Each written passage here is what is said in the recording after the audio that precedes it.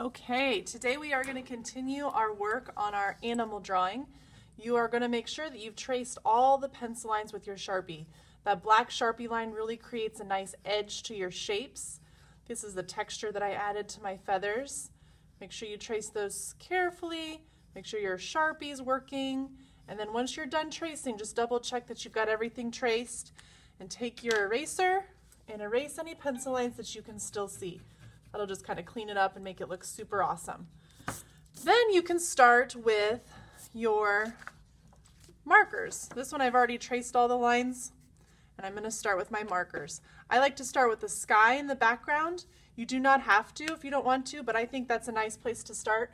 Make sure when you go around your shapes, like my sun, I don't want to have any blue on my sun. I'm going to go slowly around them.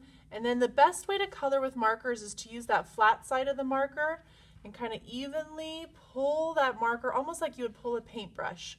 We have these messy mats to get all the way to the edge of the paper. And you can see I get all the white spots. I can turn my paper if I need to. I'm not coloring with a marker back and forth like this really fast. Let me show you on this paper. If I do that really fast, sometimes this is a nice marker, but sometimes it looks like it's dried out and I won't get in the shape that I want it to be in. So I want to make sure that I'm taking my time and doing a really nice job with my markers. Now sometimes I want to have a little bit of texture, and I'm going to show you what that looks like.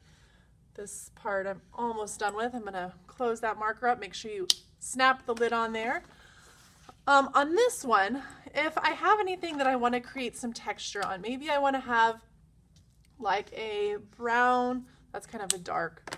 Maybe I want to have a green space and I color it green. But then I want to have some maybe like little stones or pebbles on top of it. I can take a brown marker and maybe put a little bit of brown on top. I wouldn't be able to do that with a dark color. If I did brown, I wouldn't be able to see any other color really on top of it because the darker brown won't show. So I can't see the green on top of that. You can see it if it's a lighter color on bottom and a darker color on top. I can also think about maybe if I want to have some texture like grass. I can do a few lines like that. Now I'm not going crazy. I'm not going like that. You can see when I do that I have little dots. That kind of kicks up. And there's also other colors of green, so I can kind of layer that in between, just like real grass would look. I don't have all one color grass. And if I want to even add a few little like brown grass, that kind of looks interesting too. So you guys can decide how you want to do your grass and how you want to do your sky and also how you want to do your bird. This is a few examples. You can do different color mountains. You don't have to do your sky blue. Maybe you want to do your sky a different color. Maybe you want to do your bird different colors. All of those ideas, this one I added some texture to the bottom of it and I kind of outlined some of these things with, like this I outlined with gray. So you guys can decide how you want to do that. Anything that's white, please keep that white and just go slowly around it. This one, this is for those people that are doing the lions. You can kind of see some of these. I added some texture to those, making sure that I kept my clouds white, making sure that I go slowly around all those details, especially like if you have all these details for the grass. I'm going to make sure that I go slowly around all of those details because I don't want to get any of that marker on the parts that, like my green grass right here.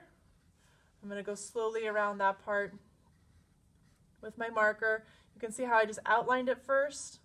I can kind of use that tip to outline the shape that I'm going to have colored in, and then I just use that marker to fill in that space.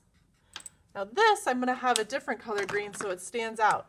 So I can use this lighter color green to color that space in. Maybe I want to have this one, that light color green too. And again, like I said, that texture, if you want to add some of that, maybe you can have some of those dots. You notice I'm not going really fast. I want to put those dots exactly where I want them. If I go too fast, I'll get those little lines and I don't want those. I might have a little line on my leaf too.